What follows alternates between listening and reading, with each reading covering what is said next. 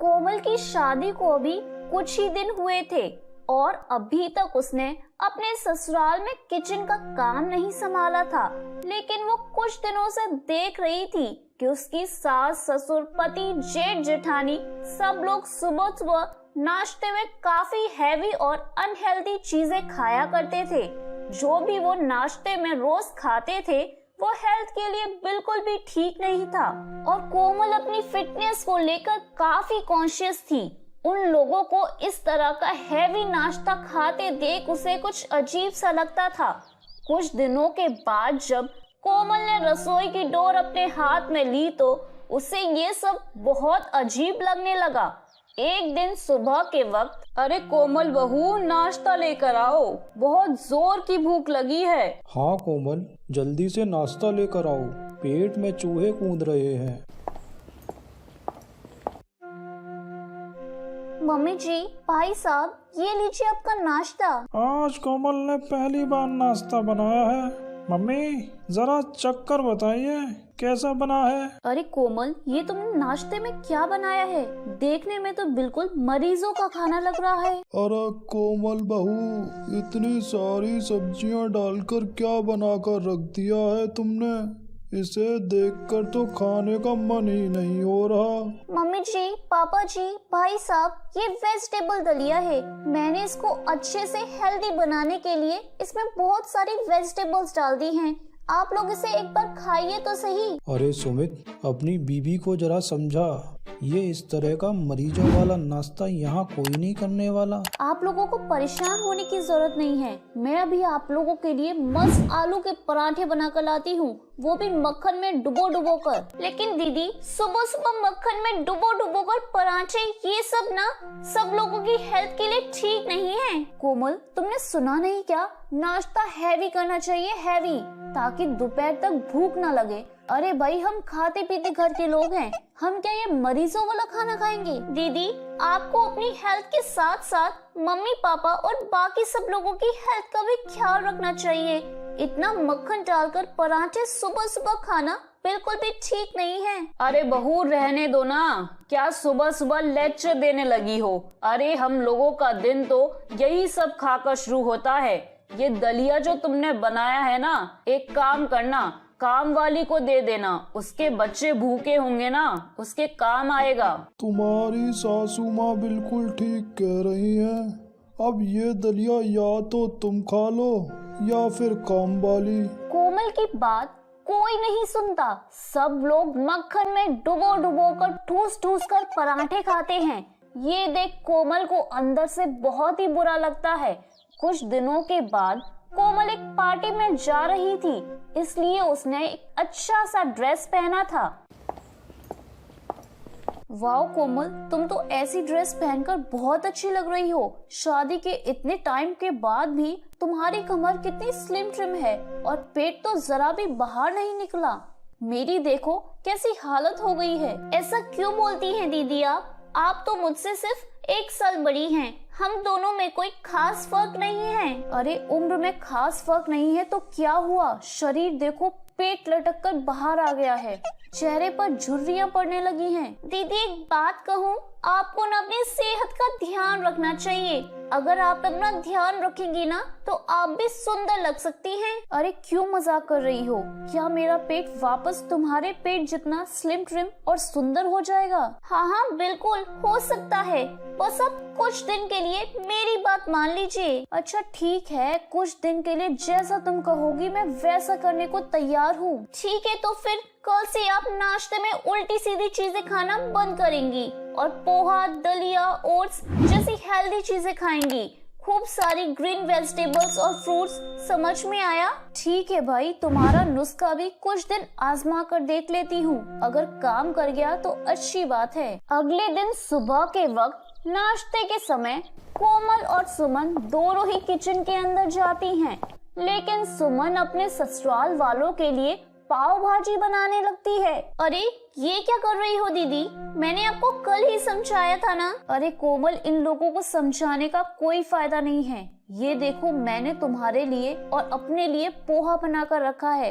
पाव भाजी और बाकी की चीजें तो बाकी घर वालों के लिए हैं, लेकिन हमें उन्हें भी तो समझाना चाहिए ना दीदी। अरे जाने दो ना, कोई फायदा नहीं है। जब मैं शादी होकर आई थी ना तो मैं भी तुम्हारी तरह बात करती थी, लेकिन देखो अब हो गई ना बिल्कुल इनके जैसी। और इस तरह से कोमल एक बार फिर अपने ससुराल वालों को नाश्ते में पाव भाजी खिला देती है दोपहर के वक्त। अरे कोमल सुमन कहाँ हो, जरा इधर तो आओ। क्या हुआ मम्मी जी? मम्मी जी सब ठीक तो है ना? आपकी तबीयत तो ठीक है ना? अरे सीने में ना बहुत भारी भारी सा लग रहा है। ऐसा लग रहा है जैसे किसी ने मेरे कलेजे पर पत्थर रख दिया हो। तबीयत कुछ ठीक नहीं लग रही। मम्मी जी अब चिंता मत करिए, मैं अभी सुमित को फोन करके ऑफिस से बुला लेती हूँ। हाँ बेटा जल्दी करो, मुझे ना थोड़ी घबराहट सी हो रही है। कोमल की सास की तबीयत खराब होने पर उन्हें हॉस्पिटल लाया जाता है। डॉक्टर मम्मी जी ठीक तो है ना? क्या हुआ है उन्हें? देखिए हमने उनके हार्ट की ईसीजी करके देखी है, उनका कोलेस्ट्रॉल काफी बढ़ा हुआ है और उनको गैस की प्रॉब्लम भी है। उन्हें खाने पीने का ध्यान रखना होगा। अरे डॉक्टर साहब ये आपने क्या कह दिया? कोई इलाज हो तो बताइए। खाने पीने का कंट्रोल तो हमारे घर में कोई नहीं करने वाला। देखिए अभी सिचुएशन ठीक है, अगर इन्होंने अपना खाना पीना नहीं सुधारा तो आगे चलकर बहुत बड़ी प्रॉब्लम हो सकती है। ठीक है डॉक्टर, मैं पूरी कोशिश करूंगी कि मम्मी जी अपना खाना पीना सुधार ले। कोमल की सास घर आ जाती हैं और अगली सुबह सुमन को अपने पास बुलाती हैं। क्या हुआ मम्मी जी, आपको कुछ चाहिए था क्या? आज ना मेरा पनीर के पराठे खाने का बड़ा मन कर रहा है। एक काम कर बहू, गर्मा गर्म पनीर के पराठे बना और उसके साथ ना चटनी बनाना, और हाँ दही जरूर लेकर आना। ठीक है मम्मी जी, अभी मैं मस्त वाले पनीर के पराठे बनाकर लाती हूँ आपके लिए। अरे अरे ये आप क्या करने जा रही हैं दीदी? कल ही तो मम्मी जी हॉस्पिटल से आई हैं। आपको पता है ना डॉक्टर ने क्या कहा था? अरे डॉक्टर को गोली मारो, अब इंसान कुछ खाए भी ना। हम इस दुनिया में आते हैं कमाते हैं किस लिए? क्योंकि हम अपने मन का खा सके। लेकिन फिर हम अपने उसी पैसे को डॉक्टर को भर भर के देते हैं, क्योंकि हम ठीक से खाते नहीं, हम अपनी सेहत का ध्यान नहीं रखते। अरे तो क्या करूँ, बिना खाए पिए जीना शुरू कर दूं क्या? देखिए मम्मी जी, दुनिया में खाने पीने की इतनी सारी चीजें हैं और वो हमें खानी भी चाहिए, लेकिन कब क्या खाना है उस बात का ध्यान भी रखना चाहिए। अगर आप मेरी बात मानेंगी ना तो आपकी तबीयत बहुत अच्छी हो जाएगी और फिर उसके बाद आप ये सारी चीजें खा सकती हैं। कोमल के लाख समझाने पर भी उसकी सास उसकी कोई बात नहीं सुनती और नाश्ते में पनीर के पराठे खाती हैं।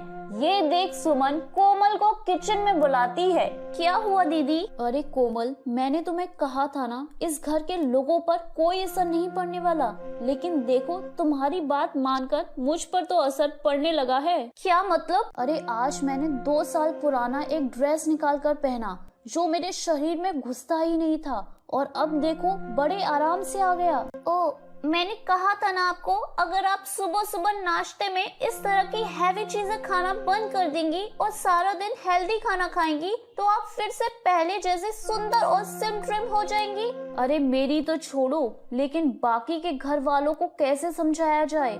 अगर इन्हें पता चल गया कि हम अपने लिए अलग नाश्ता बनाते हैं इनसे छिपकर, तो सासू माँ हमें उल्टा लटका देंगी। जानती नहीं हो क्या, हमारे घर में अलग से नाश्ता बनाने का रिवाज नहीं है।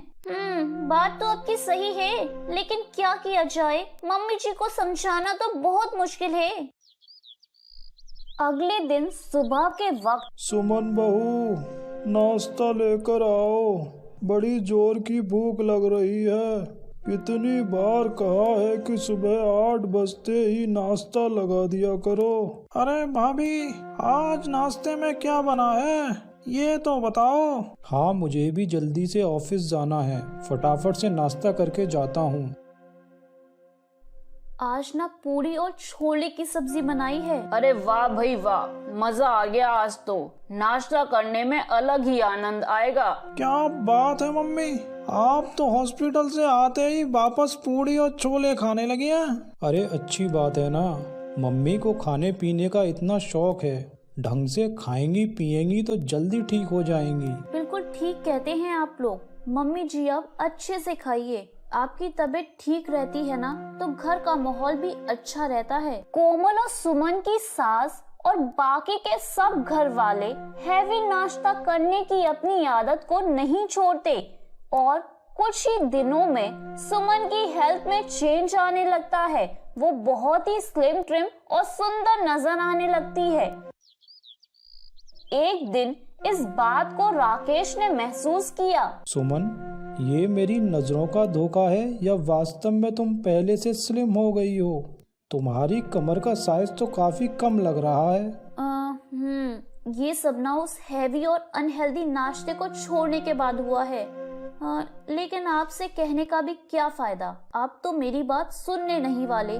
देखिए आपका पेट कितना बाहर निकल रहा है, ये क्या अच्छा लगता है? साफ साफ बताओ, क्या कहना चाहती हो? ये बात मुझे कोमल ने बताई और मैंने उसकी बात मानकर अनहेल्दी नाश्ता करना छोड़ दिया, तो देखो मैं फिर से पहले जैसी खूबसूरत हो गई ना। तुम्हारे कहने का मतलब है कि मेरी हेल्थ पर भी इसका असर होगा? अरे 15 दिन ट्राई करके तो देखिए ना, एकदम स्लिम ट्रिम हो जाएंगे पहले की तरह। और इस तरह से राकेश अपनी पत्नी सुमन की बात मान लेता है और कुछ ही दिनों में उसकी हेल्थ में भी चेंज आने लगता है। राकेश का पेट अब कम हो जाता है और वो काफी फिट दिखने लगता है। एक दिन सुबह के वक्त जब कोमल और सुमन नाश्ता बनाने के लिए रसोई में जाते हैं। कोमल, आज मेरे लिए चाउमीन बना देना, और सुनो मोमोज भी। दोनों चीजें खाने का बहुत मन हो रहा है, लेकिन मेरे लिए तो प्लीज ओट्स लेके आना। ये सुनकर सुमित हंसने लगता है। भैया, आपकी तबीयत तो ठीक है, आप नाश्ते में ओट्स खाओगे? लगता है राकेश पर हमारी छोटी बहुरानी कोमल की बातों का असर होने लगा है। अरे बेटा, कोमल की बात सुनने की कोई जरूरत नहीं है। अरे उसे तो खुद खाने पीने का शौक नहीं है, इसलिए सिर्फ वो ये चाहती है कि इस घर के सभी लोग खाना पीना छोड़ दें ताकि इन दोनों को कुछ बनाना ही न पड़े। कैसी बात कर रही हो मम्मी? जब से मैंने कोमल के हिसाब से हैवी नाश्ता करना बंद किया है, तब से मेरी सेहत पर बहुत असर पड़ा है। हाँ, लग तो मुझे भी रहा था कुछ दिनों से। तू बड़ा कमजोर लग रहा है बेटा। पहले कितना अच्छा मोटा ताजी पेट था तेरा। लेकिन मम्मी, उस मोटे पेट की वजह से शरीर में बीमारियां बनने लगेंगी। मुझे तो लगता है मैं अभी ठीक हूँ। भाई साहब, अभी आप बिल्कुल ठीक हैं। अगर आप ऐसे ही रहेंगे तो आगे भी ठीक रहेंगे। इसे तो जब देखो तब लेक्चर देने की लगी रहती है। ठीक है, जिसे नहीं खाना वो ना खाए, लेकिन मुझे तो आज मोमोज चाउमीन खाना ही खाना है। कोमल के सास ससुर अब भी उसकी बात मानने को तैयार नहीं थे और एक दिन रात के वक्त अचानक से कोमल के ससुर जी के सीने में जोर से दर्द उठता है। ये दर्द, अचानक से मुझे बहुत दर्द हो रहा है। मैं अभी राकेश और सुमित को बुलाती हूँ, आप फिक्र मत कीजिए। राकेश और सुमित अपने पापा के कमरे में पहुँचते हैं और उनकी हालत देखकर उन्हें हॉस्पिटल लेकर जाते हैं। देखिए सुमित जी, आपके फादर को माइनर हार्ट अटैक आया है। इनके हार्ट में ब्लॉकेज है और हमें इनकी सर्जरी करनी पड़ेगी। अरे इतना अच्छा खान पान है हमारे घर का डॉक्टर साहब, फिर कैसे इनके हार्ट में ब्लॉकेज आ गया? जरा देखिए तो मेरे बच्चों की तरफ, कितने तंदुरुस्त नजर आ रहे हैं। अच्छा, खाने पीने का क्या मतलब समझती हैं आप? अरे आप जानते ही क्या हैं, रोज नाश्ते में छोले भटूरे, आलू पराठा, पाव भाजी, ऐसी ऐसी चीजें बनाती हैं हमारी बहुएं। अब इससे ज्यादा हेल्दी और अच्छा खाना कोई क्या खाए? शायद आपको पता नहीं, लेकिन यही वजह है आपके पति को हार्ट अटैक आने की। अभी तो माइनर अटैक है, लेकिन अगर आप लोगों ने अपना खान पान नहीं सुधारा तो इनकी जान भी जा सकती है।